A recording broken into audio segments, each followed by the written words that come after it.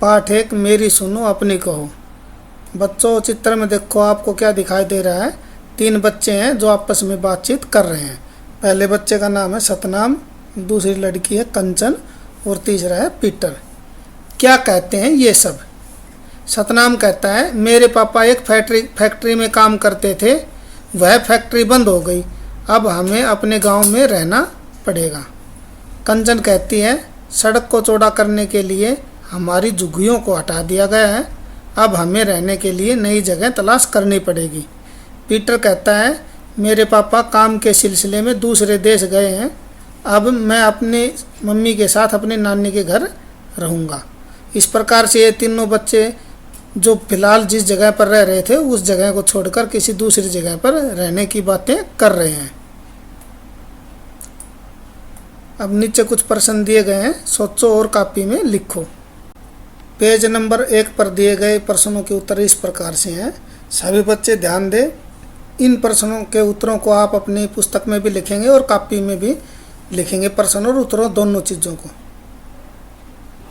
पहला प्रश्न है, क्या कंचन, सतनाम और पीटर की तरह कभी तुम्हारे परिवार को या किसी परिचित को अपना घर छोड़कर दूसरे स्थान पर जाना पड़ा है?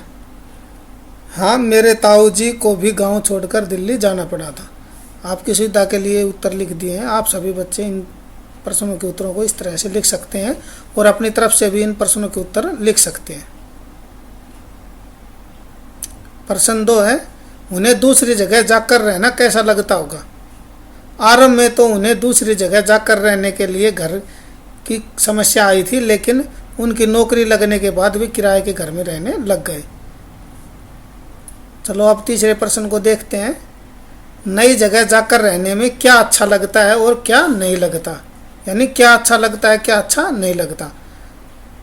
नई जगह पर जाने में यह अच्छा नहीं लगता कि हमारे पुराने दोस्त हमसे बिछड़ जाते हैं, लेकिन कुछ समय बाद नई जगह पर नए दोस्त मिल जाते हैं।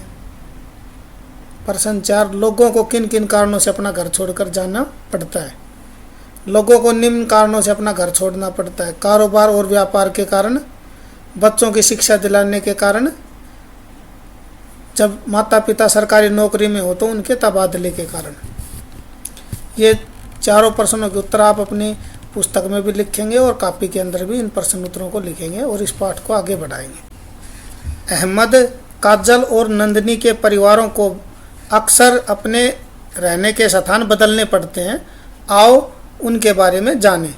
सबसे पहले अहमद की कहानी। अहमद, मेरा नाम अहमद खान है, मेरा गांव कोसी नदी के किनारे पर है, वहाँ अक्सर बाढ़ आती रहती है। बाढ़ के कारण हमारी खेतीबाड़ी को काफ़ी नुकसान होता है, इसलिए मेरे अब्बू अम्मी को काम की तलाश में दूसरी जगह जाना पड़ता है। वे क्या करते हैं भाई? वे ईंट भट्ठे पर काम करते हैं। उन्हें कभी किसी एक भट्ठे पर काम मिलता है तो कभी किसी दूसरे पर। अब्बू को जिस जगह काम मिलता है हम वहीं पर झुग्गी लगाकर रहते हैं। बार बार जगह बदलने के कारण मुझे स्कूल भी बदलना पड़ता है, ये अहमद बता रहा है भाई। इससे मेरी पढ़ाई का बहुत नुकसान होता है। पुराने दोस्त बिछुड़ जाते हैं। बरसात के दिनों में जब ईंट थपाई बंद हो जाती है और ईंट पथाई का काम नहीं होता है तो मेरे अब्बू अम्मी मजदूरी करते हैं। मेरे बड़े अब्बू और बड़ी अम्मी यानी दादा दादी गांव में रहते हैं, उन्हें वहीं रहना अच्छा लगता है। मुझे भी गांव में ही रहना ज़्यादा पसंद है। वहाँ मुझे नाव में घूमना और खेतों की पगडंडियों पर दौड़ना बहुत भाता है। बड़ा होकर मैं अपने गांव में रोजगार के और अवसर बढ़ाना चाहता हूँ, जिससे गांव के लोगों को काम की तलाश में अपना घर छोड़कर दूसरी जगह पर न जाना पड़े। अब बताओ, अगर अहमद की जगह तुम होते तो बार बार स्कूल बदलना तुम्हें कैसा लगता और क्यों? यदि अहमद की जगह यदि कोई और भी बच्चा होता तो उसे बार बार स्कूल बदलना अच्छा नहीं लगता, क्योंकि स्कूल के साथ साथ उसके दोस्त भी बदल जाते हैं, अध्यापक भी बदल जाते हैं, तो बच्चे को थोड़ा सा स्टार्टिंग में अच्छा बिल्कुल भी नहीं लगेगा। दूसरी बात, अहमद उसके बड़े अब्बू और बड़ी अम्मी को अपने ही गाँव में रहना क्यों अच्छा लगता होगा? क्योंकि जो भाई सभी का अपना अपना जो गाँव है जहाँ पर हम फिलहाल रह रहे हैं वो हमेशा ही हमारे जीवन के अनुकूल होता है। वहाँ पर सभी सुविधाएं और हमारे जो घर हैं वो सभी खेती बाड़ी है वो सब हमारी सुविधा के अनुसार होते हैं, इसलिए हमको सभी को अपना गांव अपना घर रहने में बहुत ही अच्छा लगता है। बड़े होकर अहमद की तरह तुम अपने गांव या शहर के लिए क्या करना चाहोगे? बड़े होकर मैं भी अहमद की तरह अपने गांव और शहर में रोजगार के नए अवसर उपलब्ध कराऊंगा ताकि लोगों को काम धंधे की तलाश में अपना घर न छोड़ना पड़े।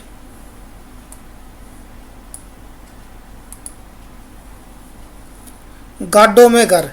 काजल काजल कहती है हम गड़िया लुआ रहे हैं, हम किसी एक जगह नहीं रह पाते। हम गाडों यानी एक प्रकार की बैलगाड़ी में रहते हैं। समय समय पर हम ठिकाना बदलते रहते हैं पर गाडों हमारे साथ ही रहती है। गाडों में रहना आसान नहीं होता। छोटे से गाडे में घर का सारा सामान होता है और परिवार के सब लोग रहते हैं।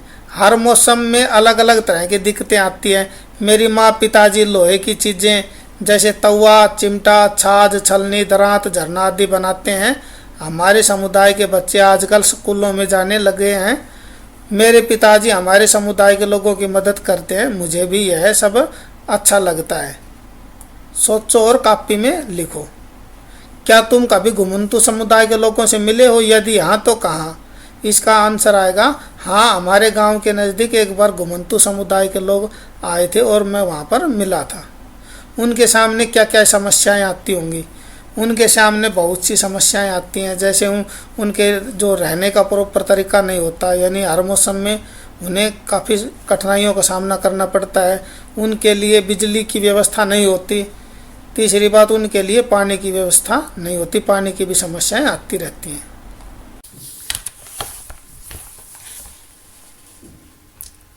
ऐसा करो। यदि तुम्हें गाड्डे में रहना पड़े तो दी गई सूची में से तुम किन किन चीज़ों को अपने साथ रख पाओगे, उन पर गोला लगाओ। देखो, यदि आपको गाड्डे में रहना पड़े तो आप कौन कौन सी चीज़ों को अपने पास रख सकते हो। वो छोटी चीज़ें जो गाड्डे के अंदर आ सकती हैं, आसानी से रखे जा सकते हैं, सिर्फ हम उन्हीं चीज़ों को अपने पास रख सकते हैं। जैसे डबल बेड बड़ा हो गया तो ये नहीं रख सकते। टीवी बड़ा है, इसके लिए बिजली भी चाहिए तो ये भी नहीं रख सकते। सोफ़ा सेट है, ये भी नहीं रख सकते क्योंकि इसका भी आकार बड़ा होता है। फ्रिज को भी नहीं रख सकते, कुर्सी मेज को भी नहीं रख सकते। तो किन किन चीज़ों को हम रख सकते हैं? जैसे छोटी छोटी चीज़ें जो गाड़ी के अंदर आसानी से आ जाएं, जैसे गैस चूल्हा है, बैट बॉल है, बस्ता है, संदूक है, बर्तन है, कपड़े हैं, चारपाई है। इन चीज़ों को हम क्या कर सकते हैं? गाड़ी के अंदर अपने साथ रख सकते हैं। क्या तुम्हारे गांव या शहर में किसी घुमंतू समुदाय के लोग रहते हैं? यदि हाँ तो उनसे बातचीत करके प्राप्त जानकारी को दिए गए स्थान पर लिखो। जैसे आपके आसपास कोई गाडे लोहार या घुमंतू समुदाय के लोग रहते हो और उनके बारे में थोड़ी सी जानकारी आपको इकट्ठा करनी है और यहाँ पर बुक में लिखनी है। तो देखो, सबसे पहले क्या पूछ रहा है कि उनके समुदाय का क्या नाम है। ठीक है, सबसे पहले उनके समुदाय का नाम, भाई वो बंजारा है या फिर गड़िया लोहार है, जो भी है उनका समुदाय का नाम यहाँ लिखना है। तो यहाँ पर लिख देंगे हम उनके समुदाय का नाम गड़िया लोहार है या बंजारा है। मूल रूप से वे कहाँ के रहने वाले हैं? मूल रूप से जो गड़िया लोहार हैं या बंजारा समुदाय के लोग हैं वो राजस्थान के रहने वाले हैं। यह जगह उनकी मूल जगह से कैसे भिन्न है? भाई जो राजस्थान है वहाँ पर क्या होता है कि अधिक गर्मी पड़ती है, जो अपना क्षेत्र है इसमें थोड़ी कम गर्मी पड़ती है। तो इस प्रकार से जो हमारे आसपास के क्षेत्र में जो मिलेंगे वो यही बात बताएंगे कि जहाँ से हम मूल निवास स्थान जहाँ पर हमारा है वहाँ पर ज़्यादा गर्मी पड़ती है और यहाँ पर ज़्यादा गर्मी नहीं पड़ती। दूसरी बात, यहाँ पर काम और रोज़गार के अवसर ज़्यादा है, वहाँ पर रेगिस्तान होने के कारण वहाँ पर काम कम मिलता है, इसलिए यहाँ पर हमारा गुजारा आसानी से हो जाता है। तो इस प्रकार से हम इन खाली स्थानों को भर लेंगे। उन्हें स्थान बदल बदल कर रहना कैसा लगता है? अगला प्रश्न है, उन्हें स्थान बदल बदल कर रहना कैसा लगता है? उन्हें स्थान बदल बदल कर रहना अच्छा लगता है क्योंकि वे लोग चिमटा, तवा, छलनी आदि सामान बनाते हैं और घूम घूम कर बेचते हैं। अगर उन्हें रहने के लिए स्थायी घर मिल जाए तो वे घर में रहेंगे या घुमंतू तरीके से ही रहना पसंद करेंगे? अगर उन्हें रहने के लिए स्थायी घर मिल जाए तो वे लोग घुमंतु तरीके से ही रहना पसंद करेंगे, क्योंकि उनके जो आमदनी का मुख्य जो जरिया है वो यही है कि भाई सामान बनाते हैं और वो गांव गांव घर घर जाकर बेचते हैं। स्थायी घर में रहने से क्या उनकी रोजी रोटी की ज़रूरतें पूरी हो पाएंगी? स्थायी घर में रहने से उनकी रोजी रोटी की ज़रूरतें पूरी नहीं हो पाएंगी, क्योंकि उनका मुख्य जो व्यवसाय यही है, आगे लोगों की ज़रूरत के सामान बनाते हैं लोहे से और वे उन्हें गांव गांव घर घर जाकर बेचते हैं। इसलिए स्थायी घर में उनके लिए रहना उचित नहीं होगा। चर्चा करें। अपने बड़ों से कुछ अन्य घुमंतु समुदायों के नाम, उनके निवास स्थान व काम के बारे में पता करो और कक्षा में चर्चा करो। बच्चों, ये आपको स्वयं करना, अपने परिवार के बड़े बुजुर्गों से, अपने चाचा चाची से या ताऊ ताई से इन चीज़ों का पता करना है और फिर कक्षा में आपस में इसके बारे में चर्चा करनी है। आगे है नई जगह नए दोस्त। नंदिनी की कहानी है ये। नंदिनी बताती है, मेरे पिताजी सेना में हैं। जब कभी उनका तबादला होता है हम भी उनके साथ जाते हैं। हम वहाँ की फौजी छावनी, जिसे कैंट कहते हैं, उसमें रहते हैं। इस समय मेरे पिताजी हरियाणा में हैं। इससे पहले महाराष्ट्र में और उससे पहले हम जम्मू कश्मीर में तैनात थे। मुझे और मेरी माँ को पिताजी का तबादला होना बहुत अच्छा लगता है। नई जगह पर जाकर सब कुछ नया नया सा लगता है। नंदिनी बता रही है कि जब हम अलग अलग जगहों पर जाते हैं, नई नई जगह पर जाते हैं, तो सबसे पहले हमें वहाँ पर क्या महसूस होता है कि सब कुछ नया नया लगता है, जैसे नया घर, नया स्कूल और नए दोस्त। मुझे अलग अलग भाषाएं सीखने के मौके भी मिलते हैं। नंदिनी कहती है कि जब हम पिताजी के तबादले के साथ अलग अलग राज्यों में, अलग अलग क्षेत्रों में जाते हैं, तो मुझे वहाँ की लोकल जो भाषा होती है, नई नई भाषाएं सीखने के भी मौके मिलते हैं। अब मैं तमिल, हिंदी और मराठी भाषाएं बोल व समझ लेती हूँ। नंदिनी बताती है, ताकि नई नई जगहों पर जाकर पिताजी के साथ मैंने क्या क्या सीखा, नई भाषाएं सीखी हैं। अब मैं तमिल, हिंदी और मराठी भाषाएं बोल लेती हूँ। मैंने हरियाणवी बोली के भी कई शब्द सीख लिए हैं। और कह रहे हैं कि अब मेरे पिताजी कहाँ पर है, हरियाणा में है, इसलिए यहाँ पर रहते हुए मैंने हरियाणवी बोली के भी बहुत से शब्द सीख लिए हैं। हम जहाँ भी जाते हैं मेरी माँ वहाँ के पकवान व खाना बनाना सीख लेती है। और जो नंदिनी की माता जी क्या करती है, वहाँ जहाँ पर भी ये जाते हैं वहाँ के क्षेत्रीय जो पकवान और खाना होता है उसकी माता जी भी खाना बनाना सीख लेती हैं। पड़ोस की एक दादी से केवल वे कल ही राबड़ी बनाना सीख आई है। और कह रहे हैं कि भाई हरियाणा का जो फेमस खाना है राबड़ी का, तो कहती है कि भाई जो हरियाणा की लोकप्रिय राबड़ी है वो मेरी माता जी ने और कल ही सीखी है राबड़ी बनाना। माँ कहती है कि तबादले के कारण हमें देश के अलग अलग भागों को देखने का अवसर मिल जाता है।